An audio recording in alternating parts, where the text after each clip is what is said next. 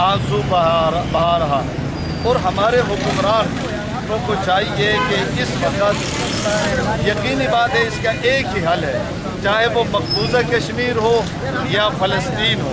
हम बात को जितना भी तरोड़ कर पेश करें, हकीकत यह है इन तमाम चीज़ों का एक ही हल है, वो ऐलान जिहाद है। और जब तक जिहाद के अलम को हम बुलंद नहीं करेंगे, न मकबूजा कश्मीर हम वापस ले सकते हैं, न इसराइल को हम जुल्म पर से रोक सकते हैं। और ये जुल्म सब कुछ इस वजह से हो रहा है, हमने जिहादी जमातों पर पाबंदी लगाई, मजहबी जमातों पर पाबंदी लगाई, जिहाद के नाम को हमने मुसलमानों के दिलो दिमाग से खुरुच कर बिल्कुल निकाल कर अब हम मक्खियों के ख़िलाफ़, मच्छरों के ख़िलाफ़, बेरोज़गारी के ख़िलाफ़, इन चीज़ों के ख़िलाफ़ जब जिहाद में लगेंगे, हम मच्छरों के ख़िलाफ़ जिहाद करेंगे और ज़ालिम हिंदुओं के ख़िलाफ़ जिहाद का ऐलान नहीं करेंगे। और गासिब यहूदियों के बजाय अगर हम मक्खियों के ख़िलाफ़ ऐलान जिहाद करते रहेंगे तो ज़ाहिर बात है ये जुल्म होता रहेगा।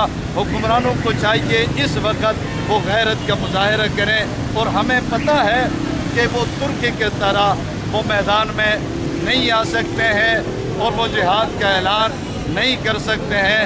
कम अज़ कम इतनी हमारी गुजारिश हुक्मरानों से होगी, इतना तो आप कर सकते हैं कि आप आलमी ताकतों को ये बावर कराएं, उनके सामने एहतजाज कराएं, वो इसराइल से कहकर ये जुल्म ज़्यादती वो बंद कराएं।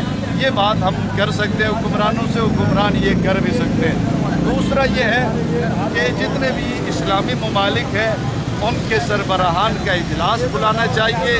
बुलाने के बाद मुस्तकिल बुनियादों पर इसराइल के ख़िलाफ़ एक लाहे अमल का ऐलान होना चाहिए। लेकिन हम इस अंदाज़ में फ़लस्तीन पर जुल्म हो रहा है, हम खामोश रहें, कश्मीर में जुल्म हो जाए कोई और ख़ामोश रहे, सऊदी अरब खामोश रहे, ये सिलसिला यहाँ रुकने वाला नहीं है।